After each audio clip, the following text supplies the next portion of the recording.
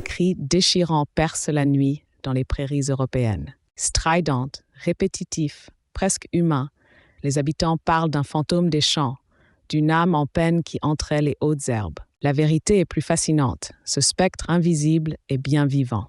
Le râle des genêts défie notre conception habituelle des oiseaux. Ni majestueux rapace, ni coloré passereau, cet oiseau de la taille d'un pigeon a choisi l'invisibilité comme stratégie de survie. Son plumage brun strié se fond parfaitement dans les herbes folles, transformant chaque prairie en labyrinthe impénétrable où il règne en maître. Ses pattes démesurément longues lui permettent de marcher dans la végétation dense sans jamais la faire bouger. Ses doigts écartés répartissent son poids comme des raquettes naturelles. Quand le danger approche, il se fige instantanément, le cou tendu vers le ciel, mimant à la perfection une tige de graminée. Cette capacité de camouflage est si parfaite que des ornithologues peuvent passer à quelques mètres sans le détecter. En Europe occidentale, particulièrement en France, Irlande et Pologne, les râles prospèrent dans les prairies humides et les champs de foin. Plus on descend vers le sud méditerranéen, plus ils se raréfient, incapables de supporter la sécheresse. En Sibérie orientale, ils trouvent refuge dans les steppes infinies. Cette répartition révèle leur dépendance absolue aux écosystèmes herbeux tempérés, véritables cathédrales vertes où résonnent leurs chants mystérieux. Prédateur opportuniste, le râle des genêts adapte son menu aux saisons. Insectes, vers, escargots constituent l'essentiel de son régime. Il chasse à la manière d'un détective, sondant méthodiquement chaque recoin de végétation de son bec effilé. Durant la période de reproduction, il peut capturer jusqu'à 200 proies par jour pour nourrir sa progéniture affamée.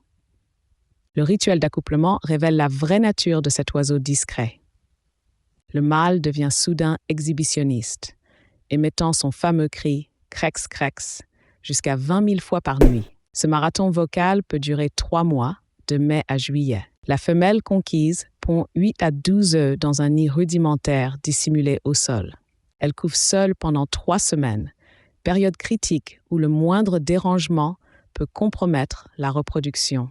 Écologiquement, le râle des genêts joue un rôle de régulateur naturel des populations d'invertébrés. Cependant, son impact sur l'agriculture moderne est paradoxal. Il bénéficie des prairies, mais souffre de leur mécanisation.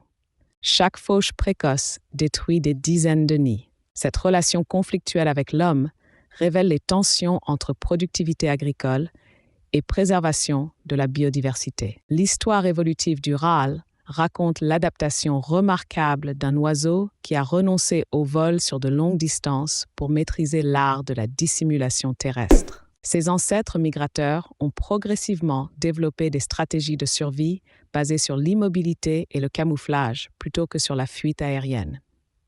Aujourd'hui, le râle des genêts fait face à un avenir incertain. Le déclin des prairies naturelles, remplacées par des cultures intensives, menace directement son habitat. Les populations européennes ont chuté de 50% en 20 ans. Paradoxalement, cet oiseau qui a survécu aux glaciations pourrait disparaître à cause de nos tondeuses. Le râle des genêts nous rappelle qu'être invisible ne signifie pas être insignifiant. Dans un monde obsédé par le spectaculaire, il nous enseigne que la vraie force réside parfois dans l'art de savoir se faire oublier.